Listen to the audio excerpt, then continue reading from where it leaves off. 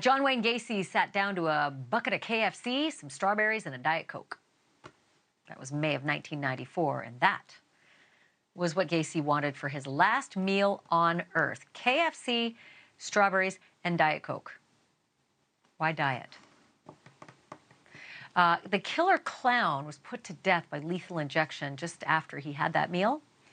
And the tally of Gacy's murders, 33 young men and boys. It makes him one of the sickest and most prolific serial killers on record. He raped his victims, he tortured his victims, he buried most of his victims around or under his house in Chicago. But that number, 33, is only what the officials could prove. And after all this time, not everybody believes that Gacy killed only 33 men and boys. And they're working to put some names and faces to people who are still missing from the time of his serial murders. Bob Motta is one of the people convinced there are more John Wayne Gacy victims buried out there somewhere. He's a criminal defense attorney in Chicago, and he hosts a true crime podcast called The Defense Diaries. And lest you think that Bob's interests in the Gacy case are purely for his podcast, crime historians will recognize Bob's name. His father also is Bob Motta. That's him on the right there. He served as John Wayne Gacy's trial attorney back in 1980. Bob Motta, the son, way over on the right, is here live with me now. Bob, great to see you. Thanks for being on the show. I mean, listen, what a tease for the podcast dropping tomorrow. But what is it? Why is it you can make such a compelling case that there are more victims? Well, hi, Ashleigh. Thanks for having me on. It's great to hang with you. So I started this a couple of years ago when my father had given me all of his taped interviews with Gacy. I did a first season of it, and where I kind of released a lot of the sound of the tapes. I was digging into the case, more about the victims, the investigation, and the trial. And as I was progressing through that, I had an old Chicago detective named Bill Dorsch reach out to me. He kind of liked the way that I was handling the fact of Chicago police had done nothing during the time that Gacy was active to stop him. And then when I say nothing, I mean nothing. And he felt that I was one of the first people to kind of come out and say that openly. And so we started talking, and I came to learn that Bill Dorsch had been doing research for 20 plus years into Gacy after the fact, doing what he thought that law enforcement should have done.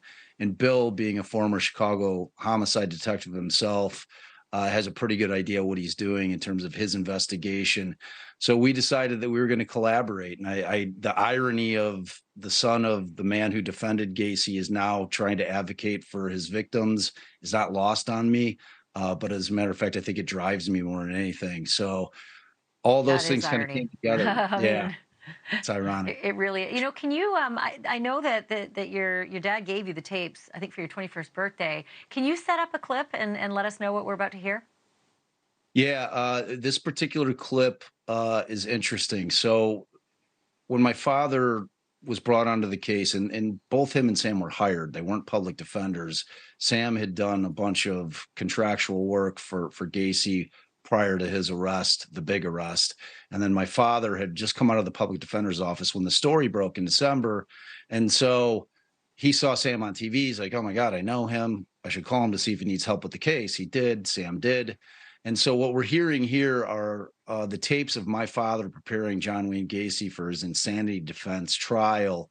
And he was being housed in Sir Mac Memorial Hospital, which was where they would house the mentally ill prior to trial. So this particular clip is Gacy trying to remember what he's done in his past. It's pretty interesting.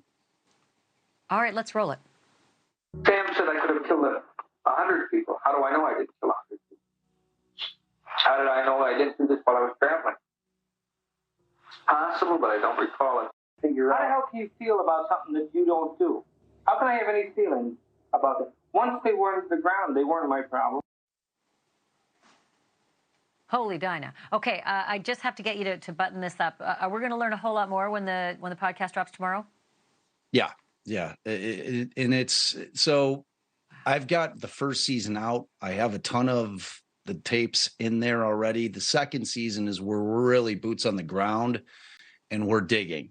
Thank you for watching. Go to newsnationnow.com to find News Nation on your television provider. And don't forget to click the red subscribe button below to get more of News Nation's fact-driven, unbiased coverage.